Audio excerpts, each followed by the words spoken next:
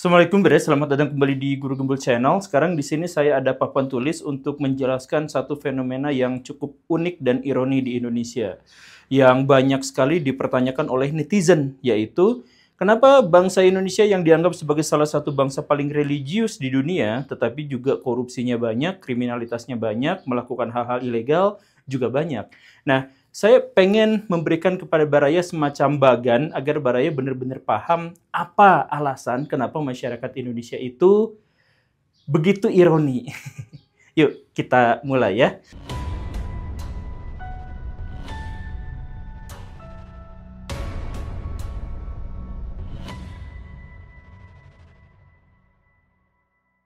Jadi gini Baraya, masalah utama dari bangsa Indonesia itu dimulai dari alam, yaitu apa?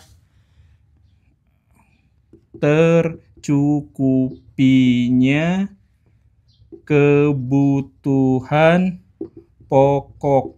Nah, masalah utama dan menjadi pangkal dari semua masalah moral di Indonesia itu adalah tercukupnya kebutuhan pokok. Jadi ini dilihat dari peristiwa-peristiwa dan fenomena di masa lampau. Jadi mau makan karena alam sudah menyediakan sumber daya yang sangat memadai, maka dia makan. Mau minum, tinggal minum. Jadi hampir tidak ada perjuangan di situ. Nah, karena tidak ada perjuangan untuk bisa memenuhi kebutuhan hidup, maka dari tercukupinya kebutuhan hidup ini, masyarakat kita itu akan menghasilkan beberapa penyakit. Yang pertama, itu adalah malas untuk bekerja. Yang kedua, malas untuk mikir.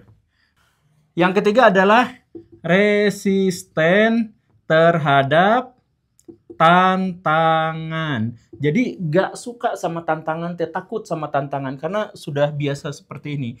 Kemudian berikutnya apa? Tidak mengembangkan literasi. Nah, gini, ini penting ya. Ketika kebutuhan hidup kita itu sudah terpenuhi, maka kita tidak memiliki motif untuk menulis dan membaca. Kenapa? Karena sebenarnya menulis itu dilakukan oleh orang-orang yang gagal. Misalkan gini, saya berburu kijang, gagal, tapi lapar, maka berburu lagi. Gagal, berburu lagi, gagal lagi. Nah, ketika dia berhasil untuk ke-10 kalinya, dia kan nggak mau memulai kegagalan itu berulang-ulang pada masa berikutnya. Maka dia harus menulis apa yang membuat saya berhasil. Misalkan, oh jebakan semacam ini berhasil, jebakan yang itu gagal. Maka menulis itu sebenarnya adalah muncul dari tradisi orang-orang yang sering gagal. Jadi kalau misalkan orang udah terlalu mudah untuk hidup, maka dia itu cenderung untuk tidak mau menulis dan cenderung tidak mau membaca. Itu urusannya. Kemudian masalah berikutnya itu adalah dia menjadi masyarakat perenung. Ini sebenarnya memunculkan kreativitas karena tidak banyak waktu yang dia habiskan untuk memenuhi kebutuhan hidup, maka sebagian besar yang dia lakukan itu adalah ngelamun, merenung, berpikir, berfilosofi, dan hal-hal yang semacam itu. Nah, ini adalah 5 hal mendasar ketika masyarakat itu kebutuhan hidupnya sudah terpenuhi. Nah, lanjut, masalah yang keenam itu adalah, maka orang yang dimaksud itu adalah enggan konflik. Kenapa tidak mau berkonflik? Kenapa masyarakat yang hidupnya sudah terpenuhi itu dia tidak mau berkonflik? Karena dia tidak punya motif untuk konflik.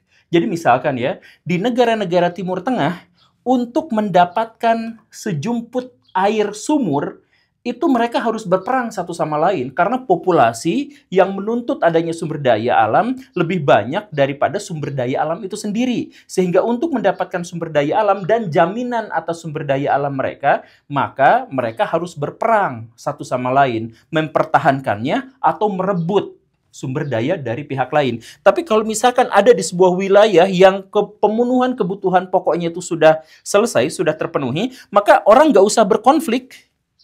Misalkan rebutan sumur. Ngapain rebutan sumur? Tinggal di sini gali tanah ada airnya, di sana ada airnya, di mana-mana ada airnya. Ngapain berkonflik? Mau makan kijang, kijangnya tersedia dalam jumlah yang banyak. Mau makan buah-buahan, buah-buahan tersedia dengan banyak. Nah, karena tersedia dengan jumlah banyak, maka orang-orang ini tidak mau berkonflik. Nah, ini sebenarnya adalah kriteria watak paling mendasar bagi masyarakat Indonesia. 1, malas bekerja. 2, malas mikir. 3, resisten terhadap tantangan. Kemudian berikutnya, tidak mengembangkan tradisi menulis, tidak mengembangkan tradisi membaca. Dalam sejarah kita sedikit sekali tulisan terkait dengan masa lalu kita kan. Nah, kemudian kita adalah tipologi manusia yang perenung dan kita adalah makhluk yang enggan berkonflik. Dan semua itu muncul dari budaya masyarakat Indonesia yang ditopang oleh sumber daya alam yang sangat melimpah. Nah, masalah dari sini apa? Kita lanjut. Nah, ini tentu saja belum selesai Baraya karena anak-anak karakternya masih banyak. Malas bekerja ini nanti beranak lagi. Menjadi apa? Ketergantungan atau senang dijajah. Senang ketergantungan atau dijajah itu adalah bahwa kita tuh relatif tidak memiliki inisiatif untuk melakukan sesuatu. Mau melakukan ini, terserah aja. Mau melakukan itu, terserah aja. Karena seperti itu, maka masyarakat kita itu sepanjang sejarahnya memang relatif tidak suka menjajah bangsa lain, tapi sukanya dijajah sama bangsa lain. Kenapa bangsa Indonesia sampai sekarang tidak dijajah sama bangsa lain misalkan? Cuman dulu aja dijajahnya. Ya karena sekarang setiap ada orang Cina nyuri batu bara dari Indonesia, orang Amerika nyuri nikel dari kita, semuanya kita biarkan saja. Ya terserah Bapak aja. Makanya bangsa kita itu menjadi bangsa yang terjajah. Karena apa? Karena malas bekerja. Selain itu, kalau misalkan yang dari sini, yang nomor 2, malas berpikir, itu menghasilkan apa? Menghasilkan kita itu tergantung pada pikiran orang lain. Gantung pada pikiran orang lain. Nah, jadi kalau misalkan Baraya berdebat, misalkan ya, kebanyakan masyarakat Indonesia kalau berdebat itu adalah pada akhirnya, tuh kata si Ustadz Anu juga gitu, kata si profesor itu juga kayak gitu. Jadi mereka itu sangat takut untuk mengeluarkan pikirannya sendiri. Bahkan ketika memperlihatkan pikirannya sendiri itu dihujat. Makanya kita itu memang relatif inferior terhadap pemikiran-pemikiran kita sendiri. Kita tuh bahkan dipermalukan kalau misalkan kita punya pikiran sendiri. Kita tuh harus mengutip, melihat, mengambil orang lain. Dan karena itu, maka budaya kita dalam hal ini juga adalah budaya menghafal. Nah, budaya menghafal ini juga sebenarnya cocok dengan ini. Karena kita tidak mengembangkan literasi, kita itu tidak terbiasa untuk menulis dan membaca, maka kita itu terbiasa untuk menghafalkan pendapat orang lain. Makanya salah satu hal yang sangat unik di Indonesia itu apa coba Baraya? Kalau misalkan di negara-negara yang sudah maju, yang sudah mapan, untuk menakar kecerdasan seseorang, maka orang itu misalkan dinilai dari inisiatifnya, kreativitasnya, hasil karyanya, kemampuan dia dalam menulis, kemudian bagaimana cara dia mempengaruhi orang lain, dan sebagainya. Itu disebut sebagai karakteristik kecerdasan. Nah, di Indonesia, orang disebut cerdas tuh kalau apa? Kalau hafalannya banyak. Kalau dia mampu menghafal teks dalam jumlah yang banyak.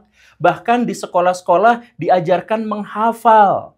Padahal menghafal itu sebenarnya adalah level terendah dalam berpikir. Tapi kecerdasan di Indonesia dihitung dari hafalannya. Benar kan seperti itu? Nah, ini menghasilkan hafalan dari sini ya. Ini jadi tidak mengembangkan literasi dengan tergantung pada pikiran orang lain, menghasilkan pemikiran hafalan. Kemudian resisten terhadap tantangan berarti apa? Dia tidak mau inovasi.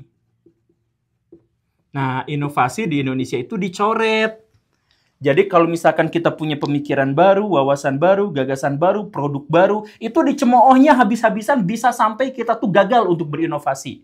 Coba Baraya misalkan punya ide, punya pikiran yang itu dianggap sebagai satu solusi bagi masalah. Ketika Baraya menceritakan itu kepada pihak lain, ada potensi Baraya itu dibully sampai akhirnya Baraya menganggap bahwa pola pikir Baraya itu salah, sampai akhirnya Baraya berpikir bahwa solusi yang saya tawarkan itu absurd gitu. Dihujatnya itu mati-matian. Karena apa? Karena kita itu resisten terhadap tantangan. Kita itu takut banget terhadap sesuatu yang baru. Kita itu takut terhadap sesuatu yang relatif tidak mapan gitu. Kalau menentang kemapanan itu kita tuh dianggapnya aneh gitu. Nah, kita lanjut lagi ya. Nah, karena perenung kita itu menjadi penghayal. Benar kan? Nah, kita tuh ngayal terus. Nah, karena di sini kita nggak mau berkonflik. Nah, karena kita tidak mau berkonflik, maka kita itu relatif jadi munafik. Munafik itu maksudnya apa? Kita, nah ini ditambahin lagi ya. Kita membiarkan kejahatan. Nah ini udah mulai parah. Ini karakter kita kan. Jadi kita tuh nggak mau konflik. Kan ini ya. Masyarakat kita itu adalah masyarakat yang pemenuhan kebutuhan pokoknya semuanya sudah terpenuhi. Dan akhirnya enggan konflik. Karena tidak mau konflik. Jadi, oi kita kesini yuk. Oh iya, sok aja duluan. Insya Allah saya kesana. Nah, insya Allah kesana tuh sebenarnya apa masyarakat Indonesia tuh? Artinya tuh gak mau gitu. Tapi karena kita takut menyakiti orang lain, nggak enakan sama orang lain, maka kita bilang, sok aja insya Allah duluan gitu. Jadi bahkan istilah-istilah sakral dalam agama pun kita rusak maknanya. Yang awalnya insya Allah itu adalah saya pasti kesana kecuali Tuhan menghendaki hal yang tidak begitu, itu dirubah menjadi insya Allah tuh artinya ya bisa iya, bisa enggak. Kan kayak gitu kan. Nah ini karakter kita. Dan karena karakter kita akhirnya menjadi munafik, menjadi hipokrit yang seperti itu. Nah ini yang lebih buruk lagi. Kita membiarkan kejahatan. Ada motor gerung-gerung di depan. Gung. Kita mau ngomongin dia di belakang. Tapi di depan kita nggak mau negur. Padahal itu jelas salah. Ada misalkan orang yang kebut-kebutan di jalan. Daripada kita menegur dia, mendingan kita bikin polisi tidur. Jadi di gang-gang di Indonesia tuh nggak nyaman. Karena di mana-mana polisi tidur. Bahkan banyak di antara masyarakat Indonesia nuntut kecamatan, nuntut lurah untuk jalan ini di aspal, jalan ini di beton, jalan ini di hot mix. Biar enak. Setelah jalan itu mulus, lancar, dikasih polisi tidur. Ya jadi buat apa dia minta gitu? Buat apa dia minta untuk jalannya dipermulus tapi pada akhirnya harus digarinjulin lagi. Tapi alasannya kenapa harus digarinjulin seperti itu? Karena masyarakat tidak berani sama sekali untuk menegur orang-orang yang melanggar. Jadi akhirnya apa? Kejahatan dibiarkan. Nah, kita lanjutin. Enggan berkonflik juga sebenarnya ini adalah karakteristik dari penakut. Nah, betul kan? Jadi masyarakat Indonesia itu penakut sebenarnya. Dari mana kita bisa lihat masyarakat Indonesia itu penakut? Ya, dari betapa enggannya mereka untuk berkonflik dan rela untuk membiarkan kejahatan demi mencari aman. Nah, penakut ini juga menghasilkan apa? Menghasilkan kalau dikaitkan dengan malas mikir dan malas kerja. Nah, ini menghasilkan apa? Coba, penakut dan malas mikir, malas kerja. Itu menghasilkan apa? Cari zona aman. Tujuan untuk bekerja masyarakat kita itu sejak awal sudah salah. Yaitu apa? Mencari zona aman. Coba, kenapa Baraya misalkan gini ya, ada orang yang rela menjual sawahnya, harta bendanya, rumahnya, sampai akhirnya terkumpul uang 500 juta. Terus dipakai nyogok buat jadi PNS. Padahal kan PNS gajinya nggak sampai segede gitu. Atau nyogok jadi polisi. Kenapa seperti itu? Kenapa rela mengorbankan uang yang sebegitu besarnya? Karena mereka pengen masuk zona aman. Jadi kerja tuh sebenarnya bukan untuk bekerja. Tapi malas kerja ditambah dengan penakut. Jadi akhirnya saya rela mengorbankan semuanya demi jadi PNS. Sebab kalau jadi PNS itu zona aman. Mau kerja sejelek apapun, tetap dipertahankan. Mau kerja atau gak kerja pun, tetap dipertahankan. Baraya nanti dapat tunjangan, Baraya nanti dapat pensiun, Baraya nanti dapat gaji ke-13 dan atau ke-14 dengan kepastian karir yang terus-terusan nanjak. Aman banget kan? Gak usah ngapa-ngapain, aman. Nah, ini sebenarnya muncul zona aman seperti ini tuh dari rasa takut dan kemudian malas kerja. Nah, dari zona nyaman ini, ketika dikaitkan dengan penghayal, dikaitkan dengan kemunafikan, maka hasilnya apa, Baraya? Korupsi. Ya, nah, lanjut. Kita balik lagi. Kita tergantung, kita senang sama dijajah, kita juga senang sama pikiran orang lain, bukan pikiran kita sendiri. Maka akhirnya apa? Ini kita menjadi bangsa yang berkelompok. Berkelompok itu apa? Berkelompok itu sesederhana Baraya, kalau Baraya belum nikah di usia 26 tahun, Baraya akan selalu ditanya sama orang-orang, kapan nikah, kapan nikah, kapan nikah, kapan nikah. Kalau Baraya sudah nikah dan kemudian selama 5 tahun belum punya momongan, maka kapan isi, kapan isi, kapan isi, kapan isi. Kalau misalkan Baraya sudah punya 1 anak, kemudian Baraya dalam waktu 5 tahun masih belum punya anak berikutnya, kapan diadian, kapan kasih adik, kapan diadian, kapan kasih adik, dan seterusnya. Kenapa sih masyarakat tuh begitu kepo sama diri kita sendiri? Karena masyarakat itu berharap bahwa kita tuh harus sama dengan mereka. Bahwa di antara masyarakat itu gak boleh ada yang terlalu tinggi sehingga jadi objek iri dengki, dan gak boleh ada yang di bawah sehingga menjadi langsung berurai air mata dan takut. Pokoknya mah pengen sama rata, pengen berkelompok aja masyarakat kita itu.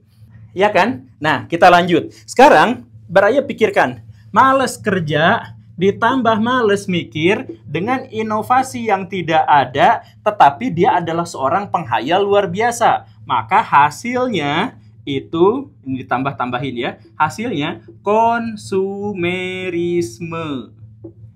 Iya kan? Konsumerisme inilah yang nanti beranak juga menjadi korupsi. Karena bayangkan Baraya tuh males kerja, males untuk berkonflik, tidak mau berhadapan dengan tantangan. Tetapi Baraya adalah seorang penghayal, seorang perenung. Baraya itu membanding-bandingkan diri dengan orang lain. Maka yang terjadi itu apa? Baraya konsumerisme, dan itulah yang terjadi di Indonesia. Semua manufaktur, semua pabrik-pabrik di Indonesia susah bisa bertahan, apalagi bersaing dengan negara-negara lain. Karena apa? Karena bagian produksi kita lemah, tapi bagian membeli, kita adalah salah satu pembeli terbesar di dunia. Bahkan sampah dari Belanda kita beli dibawa ke sini. Berton-ton, berjuta-juta ton dibawa ke Indonesia. Kita beli sampah Baraya. Jadi apapun urusan beli kita tuh mau. Tapi urusan memproduksi kita nggak mau. Gitu kan? Jadi kalau misalkan Baraya lihat mobil orang, hal pertama yang dipikirkan adalah kapan itu kebeli ya? Kan gitu. Kalau misalkan Baraya lihat orang Amerika atau orang Jepang, ngelihat seperti itu teh, kapan saya kira-kira bisa bikin yang macam itu ya gitu. Makanya masyarakat kita tuh gitu. Nah, karena misalkan kita adalah konsumeris dan manusia itu berkelompok, maka menghasilkan apa? Nah, ini menghasilkan feodalisme. Menghasilkan feodalisme. Jadi masyarakat itu ada di hierarkinya.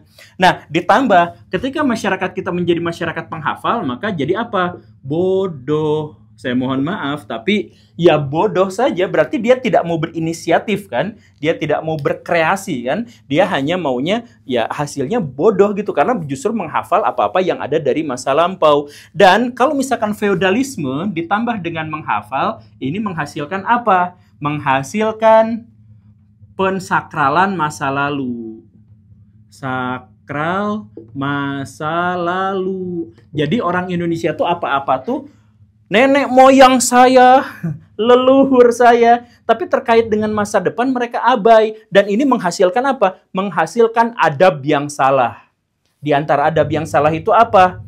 Adab yang salah itu adalah anak harus nurut kepada orang tua, kalau tidak durhaka. Tapi ketika orang tua bertanggung jawab kepada anaknya, itu tidak ada tuntutan. Jadi gak ada cerita orang tua durhaka pada anak tuh, gak ada ceritanya. Karena apa? Karena pikirannya adalah si anak generasi sekarang harus tunduk pada generasi yang sebelumnya. Orang tua harus tunduk patuh pada generasi yang sebelumnya. Gitu aja terus, karena orientasinya adalah masa lalu. Kenapa seperti ini? Karena dia berkelompok dan dia menghafal. Dan dia tidak mau berinovasi. Karena tidak mau berinovasi. Kenapa tidak mau berinovasi? Karena mana? Ini tantangan. Nah ini nih. Ini tantangan. Nah, kayak gitu. Jadi masyarakat kita itu tidak mau melihat masa depan, pengennya melihat masa lalu. Pengen tuh lihat kebesaran bangsa Indonesia.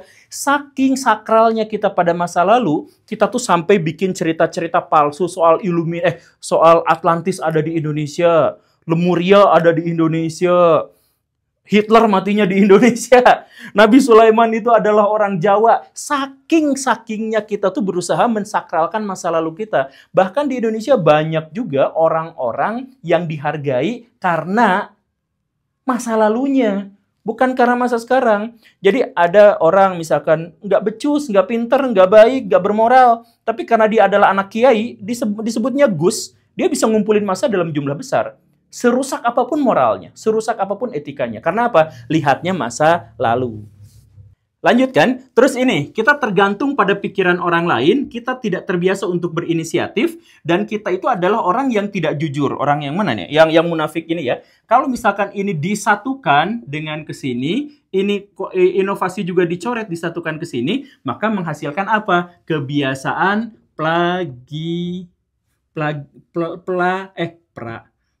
plagiatisme atau plagiariasi.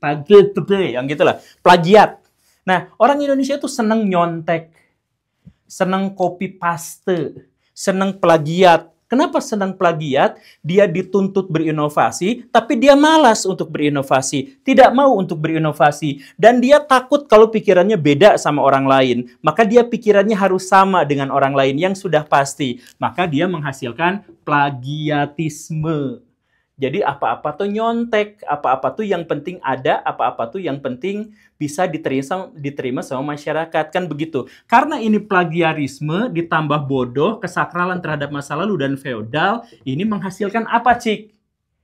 Ini menghasilkan kepalsuan formalitas. Udah palsu, formalitas lagi. Kan kemarin ada penelitian dari orang-orang di luar negeri. Orang Indonesia, pejabat-pejabat di Indonesia, kalau mau rapat tuh, isinya gak ada. Memberitakan hal-hal yang sudah lalu, ya pokoknya mak, yang penting selesai. Coba lihat anak-anak di sekolah di Indonesia. Kalau dia disuruh ngerjain tugas tuh, dia cuman, Pak, tuh Pak ini terima, tuh Pak, kan yang penting mah udah ngerjain gitu. Yang penting udah ngerjain, yang penting formalitas. Di Indonesia ada pemilu, demokrasi. Demokrasi itu yang penting formalitas. Isinya kan orang-orangnya itu aja, punya keluarga, itu aja, punya dan sebagainya gitu. Sekitar 30% dari pejabat-pejabat di Indonesia bisa naik tahta sebagai pejabat itu gara-gara orang dalam, gara-gara ada istrinya, ada suaminya, ada ayahnya, ada mamahnya, ada mertuanya yang sebelumnya sudah jadi pejabat. Cek tentara-tentara di Indonesia. Itu juga tentara-tentara di Indonesia itu diterima karena misalkan bapaknya juga ada yang seperti itu, bahkan presiden di Indonesia juga seperti itu gitu. Jadi apakah itu bertentangan dengan etika? Tidak, tapi yang jelas itu tidak demokratis. Karena apa? Ya karena formalitas, isinya masyarakat yang feodal, ini masyarakat feodal gitu kan. Tapi dikasihnya jadi akhirnya menjadi formalitas gitu. Lanjut lagi, kita lihat ke bawah ya, ini sebenarnya bagannya rada kacau gitu ya.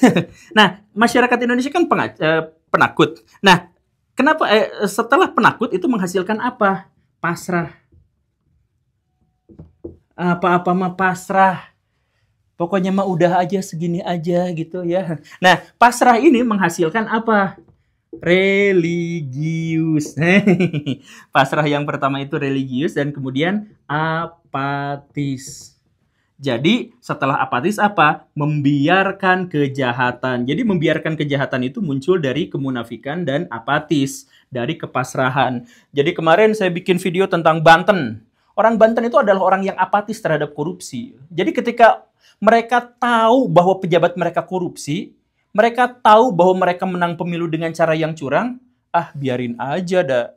Kita mah sebagai orang bawah, nggak ngerti apa-apa, gitu kan. Nah, itu tuh apatis kan, sebenarnya udah pasrah, udah apatis. Nah, kemudian ini tuh menghasilkan religius, dan religius itu bukan hanya dihasilkan dari kepasrahan dan keapatisan, tapi juga dari, mana tadi? Dari si penghayal, kemudian dari zona aman, dari konsumeris, dari berkelompok.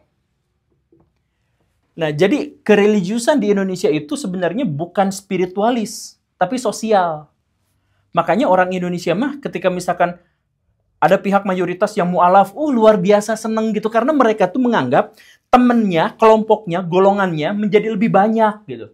Kalau misalkan ada yang murtad, udah biarin aja deh, kita nggak butuh mereka gitu. Karena mereka menganggap religiusitas itu adalah bagian dari mental kawanan gitu. Bagian dari, wah kelompok saya banyak, aduh kelompok saya sedikit, gimana dong saya terancam gitu kan. Jadi religiusitas itu muncul dari rasa berkelompok, feodalisme, dan pasrah terhadap realitas. Nah, religius ini akhirnya kita menemukan ada korupsi di sini, tapi masyarakatnya religius. Kok bisa seperti itu? Ketahuan. Lihat ini di sini bodoh, masyarakat kita dari sini ya. Dan ini senang dijajah dan bodoh itu pada akhirnya menghasilkan kemiskinan.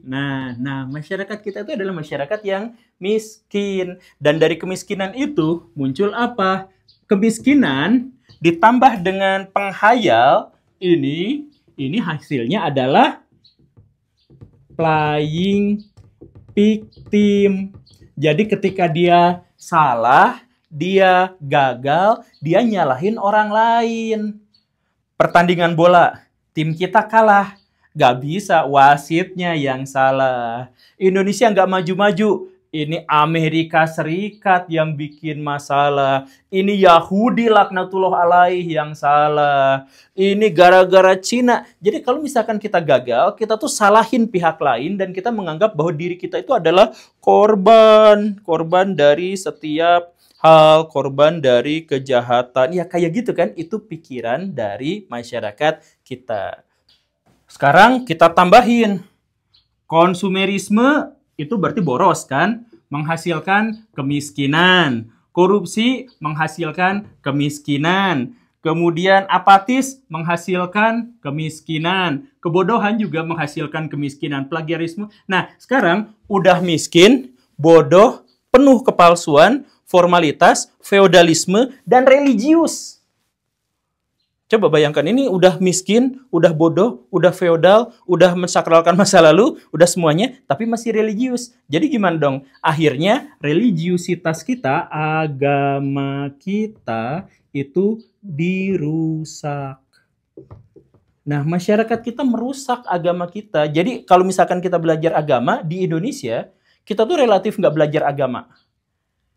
Kalau misalkan kita belajar, belajar agama ya, misalkan kita tuh belajarnya itu adalah tentang bagaimana caranya tunduk patuh pada pemuka agama. Itu bukan belajar agama, Baraya, itu belajar feodalisme. Gimana belajar agama tuh? Belajar agama tuh ketika kita miskin dikasih wirid ini. Itu bukan agama, itu mah bagian dari kebodohan, dari kesakralan masa lalu, dari feodalisme dan sebagainya. Jadi kalau misalkan Baraya belajar agama di Indonesia, itu diajarinnya adalah sesuatu yang berhubungan dengan ini semua, tapi tidak berhubungan dengan agama. Dan agama sekarang tidak dikenali lagi.